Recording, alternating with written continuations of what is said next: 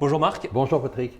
Voilà, l'objectif aujourd'hui de cette émission, c'est de pouvoir évoquer l'élection de Donald Trump aux États-Unis le 5 novembre dernier et de pouvoir voir la conséquence sur vos placements, sur votre épargne, sur la gestion pilotée de meilleurs taux placement. Alors, on a eu un coude à coude serré entre Kamala Harris et Donald Trump. Dans les sondages, mais pas dans les résultats. Mais le résultat était assez net, Très net en faveur de Donald Trump. La conséquence, elle a été quasi immédiate le lendemain sur les marchés financiers, Absolument. sur la hausse du dollar, sur le Bitcoin, ton placement préféré. Et en plus, Donald Trump a annoncé pendant toute sa campagne des mesures assez fortes qu'il allait prendre. Donc, est-ce qu'on peut commencer par ça? Absolument. Quelles sont les conséquences des mesures qu'il veut prendre? Il a même déjà identifié une personne pour l'efficacité gouvernementale. Est-ce que tu peux nous décoder un petit peu les conséquences de ces mesures? Écoute, ce qui est très intéressant, Patrick, dans cette élection, c'est qu'elle n'a rien à voir avec celle de 2016. 2016, il arrive, il ne sait pas qui va être élu, il n'a pas d'équipe, il n'a pas de programme, et on voit qu'il tourne un peu à vide pendant 4 ans avec des responsables de son administration qui sont changés tout le temps. Là, c'est totalement différent. C'est-à-dire que là, on sait exactement à quoi s'attendre et on va s'attacher pas au volet politique, mais juste au volet économique. Le volet économique, il est hyper simple. C'est baisse des impôts, drastique. C'est quand même très important, drastique. Les mots ont leur importance. Hausse des droits de douane, on en reparlera parce qu'il y a beaucoup de messages, d'analyses sur le retour du protectionnisme. Ce sont des gens qui oublient que Trump est un gars qui aime faire des deals. C'est-à-dire que c'est quelqu'un qui aboie avant, comme les gens savent qu'il est à moitié dingue, ils se disent, s'il dit qu'il va mettre des droits de douane de 100%, il va les mettre. Donc, en fait, tout le monde va collaborer avec lui. Et donc, il va avoir des deals très favorables avec la Chine et il aura des deals très favorables avec l'Europe. Je ne crois pas à un retour du protectionnisme. Je crois au contraire qu'il va y avoir des négociations et qu'il va demander un rééquilibrage. On verra. Alors, évidemment, dès qu'il va arriver, il va mettre en place les droits de douane, mais c'est une posture pour négocier. C'est toujours une posture pour négocier. Et le troisième élément, et j'ai envie de te dire que si tu me disais de ces 3 éléments quel est le plus important, je te dirais dérégulation. Oui. Dérégulation. C'est-à-dire que nous, on est tellement enfermés dans un système réglementaire de normes européennes, françaises, environnementales, juridiques, qu'on ne sait même plus à quel point on est empêché d'avancer. Lui, c'est simple.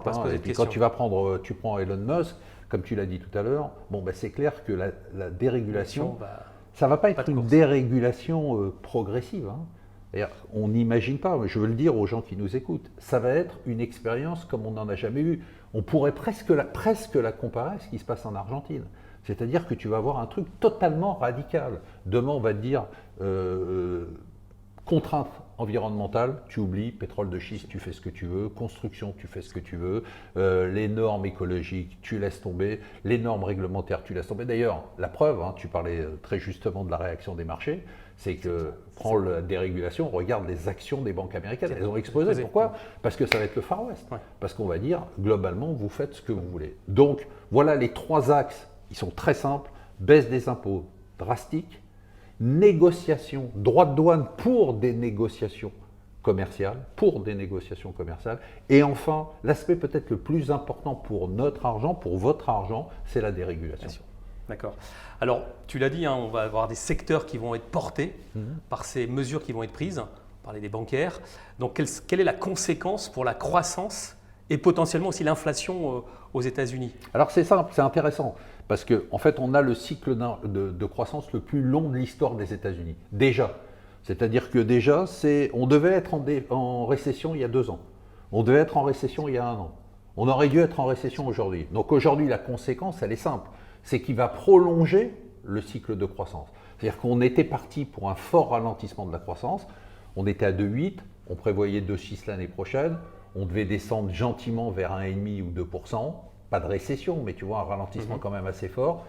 Il va s'arranger pour que la croissance reste au-dessus de 2%. Première conséquence. Donc on va prolonger de façon artificielle, mais réelle quand même, le cycle de croissance pour l'amener à une durée qu'on n'a jamais vue. D'autre part, ça c'est le consensus sur le marché. On parlera des consensus sur le marché, c'est très intéressant. C'est l'inflation. Et sur l'inflation, l'idée est de se dire, globalement, on le répète ici depuis des mois, on est en désinflation. Nous, on parle même de déflation pour l'Europe, et je continue à parler de déflation pour l'Europe. Par contre, aux États-Unis, il va y avoir une désinflation. Je ne crois pas à tout ce qui se dit sur la reflation, c'est-à-dire un retour de l'inflation aux États-Unis par la baisse des impôts, la reprise de l'activité, la hausse des droits de douane, tout ça, le fait d'expulser des immigrants qui vont ça va avoir un impact tout de suite sur les low-cost jobs. Donc ça veut dire que globalement, le coût de production va augmenter. Je ne crois pas à ce scénario, on va en parler, de reflation, mais par contre, la baisse de l'inflation sera beaucoup moins rapide. D'accord.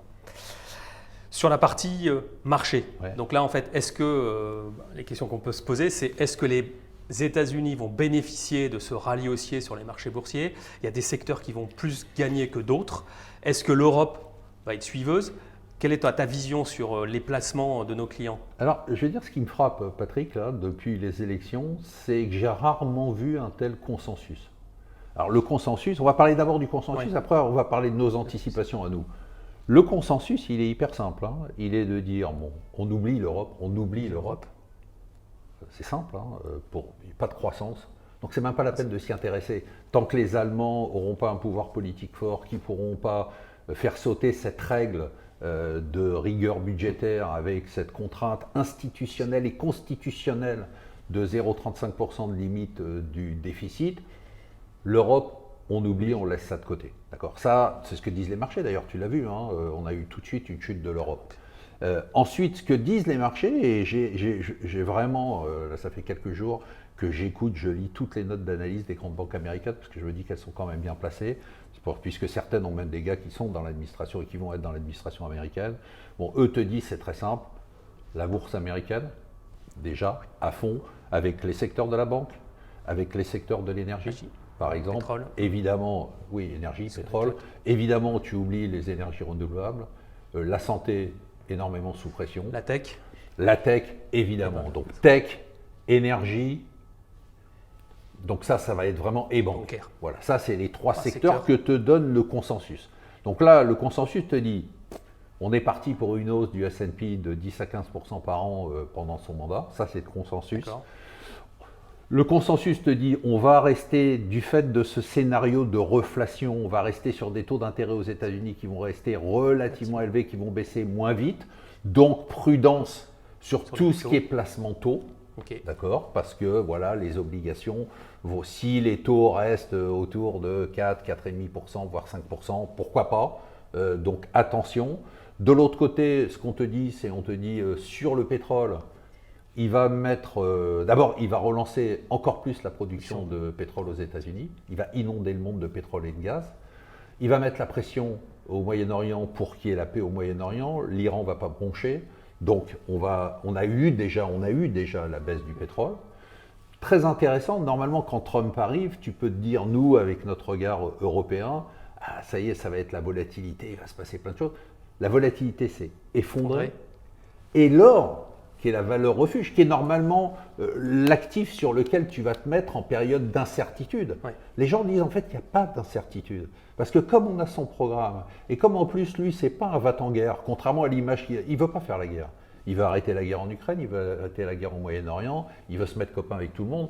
J'ai parié dans la newsletter qu'il allait jouer au golf avec Xi Jinping dans un an et qu'il dira « He's my best friend, he's a great guy », comme il sait le dire. Donc l'autre anticipation, c'est de dire l'or, ça ne va pas bouger beaucoup. Et puis, alors une anticipation qui par contre lui fait pas plaisir du tout, c'est qu'évidemment, tu as compris, si je privilégie les actions américaines, les investissements aux États-Unis et que je laisse tomber l'Europe et un peu le reste du monde, le dollar, il explose. Et le dollar explose, puisqu'on est descendu en dessous, en euros, on est descendu en dessous de 1,06. Là, ça ne va pas lui faire plaisir parce que lui, il a une idée simpliste. Alors parfois, les idées simplistes, ça fonctionne. Lui, son idée simpliste, c'est de dire j'ai un déficit colossal avec l'Europe, qu'il appelle la mini-Chine, et la Chine. Comment je réduis ce déficit ? D'abord en mettant des droits de douane, en les obligeant à acheter plus de produits chez moi, et en faisant baisser le dollar. Sauf que tout ce qu'il fait monter le dollar. Et enfin, évidemment, ça on le sait, il est pro-monnaie, crypto-monnaie, et Bitcoin. Bitcoin, ça va devenir le dollar de Trump. Donc, tu as vu ce qui s'est passé, on a dépassé les 90 000 $. Et maintenant, les gens n'ont même plus d'anticipation. Avant, on disait 100 000 $. Maintenant, il n'y a même plus de limite. Donc ça, c'est le consensus. C'est très frappant. Non, c'est très frappant. D'abord, ce qui est très frappant, c'est que la réaction a été immédiate. Et ce qui est très frappant, c'est qu'il n'y a pas une voix dissonante. Alors, on va faire la voix dissonante. Alors, je te laisse la faire parce qu'effectivement, tu me dis on oublie l'Europe. Tu nous as cité les secteurs qui vont bondir sur les prochaines années. Tu te projettes 10% de progression sur le S&P 500. C'est ce que dit le consensus. Voilà. Là, je te donne le consensus. Tu vas nous donner ta position sur ce sujet-là. Est-ce que tu es en phase ou pas, de façon à ce que tu puisses nous donner des conseils sur les placements et puis aussi nous évoquer la gestion pilotée. Voilà, je vais te dire ce qu'on fait. En fait, c'est le plus simple parce que ce qu'on a toujours dit ici, c'est que la chance qu'on a à partager avec vous tout ça, c'est que nos anticipations, on les met dans notre gestion pilotée. Si tu veux, je me méfie. Voilà, je me méfie parce que ce genre. D'abord, le consensus n'a jamais raison. J'ai toujours vécu des phases où le consensus avait toujours tort. Donc, quand je vois un consensus qui est aussi parfait, je me dis il y a probablement un problème. Ensuite, tout ne va pas se faire en 2 jours. C'est-à-dire qu'on va vite en besogne. Il va falloir le temps, il va falloir s'installer, il va y avoir des affrontements avec la Chine avant d'arriver à un accord, des affrontements avec l'Europe avant d'arriver à un accord, il ne va pas pouvoir mettre en place sa politique tout de suite, l'impact de la baisse des impôts, elle ne va pas être immédiate, donc il va falloir un tout petit peu de temps. La remontée des taux d'intérêt, ça crée un ralentissement de la croissance économique. Si tu vires en plus 1 ou 2 millions de personnes, c'est quand même, ok, à l'échelle des États-Unis, tu vas me dire c'est pas grand-chose, mais c'est quand même un impact immédiat. Il va y avoir de la volatilité, contrairement à ce que pense le marché. Moi, je pense qu'on rentre en période d'incertitude. On a une certitude sur son programme, on a peut-être une certitude sur ce vers quoi on tend d'ici 2 ans, mais d'ici là, il va y avoir des bumps. Donc moi, aujourd'hui, je dis bravo, excitez-vous tous comme vous voulez, nous on reste sur notre position. Notre position, c'est de dire, on est en désinflation mondiale, en déflation en Europe. Donc, on est très à l'aise avec nos positions sur les taux d'intérêt, très à l'aise.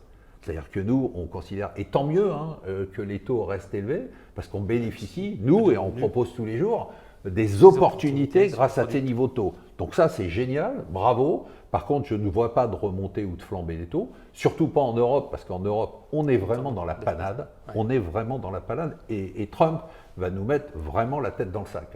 Donc là, ça va être vraiment difficile. Et d'autre part, la bourse, pour l'expérience que j'ai, elle ne monte jamais en ligne droite. Donc, ce qu'on dit, c'est qu'on garde du cash.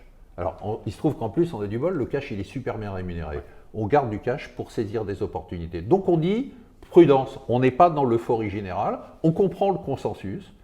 Peut-être que c'est ce vers quoi on tend, mais aujourd'hui, on a tendance à dire, on reste, je rappelle notre allocation. Notre allocation, c'est de dire, on est investi en actions, principalement américaines, un peu européennes, mais on est en bas de notre poche action, on est en haut de notre poche obligation, on engrange les 4, les 5%, tout ce qui arrive à ces niveaux-là, on le prend, on le prend. On est un tout petit peu sur les matières premières, mais pas grand-chose, très peu. On avait remis un doigt sur la Chine, on a profité de la hausse, on a vendu une grande partie de notre position, on reste avec une toute petite position parce qu'il va y avoir des opportunités, parce qu'avant qu'ils fassent un accord et avant qu'ils jouent au golf ensemble, il va y avoir quelques mois d'affrontement et là on profitera pour rentrer sur la Chine.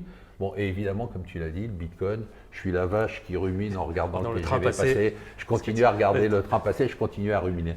D'accord, mais ça veut dire quand même que ta vision est, tu vas surpondérer peut-être dans ton allocation future les États-Unis. Pas tout de suite en tout cas. Pas tout de suite. On va attendre encore un certain délai. Je vais attendre. Déjà, on l'a surpondéré. Elle est surpondérée. Nous, on s'était sous-pondéré en actions européennes, en actions françaises notamment. Donc, on est toujours avec une position qui est en MSCI World. Je rappelle que dans le MSCI World, il y a 63% d'États-Unis. Donc, on y est déjà. On a du Nasdaq. Mais, je veux dire, j'aime pas le consensus. J'aime pas l'excitation. Je pense que la gestion, c'est surtout de préserver le capital des gens qui nous confient de l'argent. Et donc, tant pis si on rate 1 ou 2 ou 3% de performance, mais nous, on cherche une performance, surtout pour notre profil star, qui est notre profil équilibré, une performance qui soit une performance stable avec le moins d'à-coups possible. Très bien. Merci Marc. Je rappelle que la gestion pilotée, elle est aussi éligible dans le plan d'épargne retraite. Absolument, tu as bien raison de rappeler. C'est quand même le moment important pour pouvoir investir. C'est le moment, c'est maintenant. Avant le 31-12. À chacun son père. Et on est sur une stratégie de long terme. Et grâce à tes conseils avisés, voilà, on arrive à générer de la perf sur le profil équilibré comme les autres. Et on fera un petit point dans quelques semaines. Exactement. Merci à vous. Merci. Et à bientôt.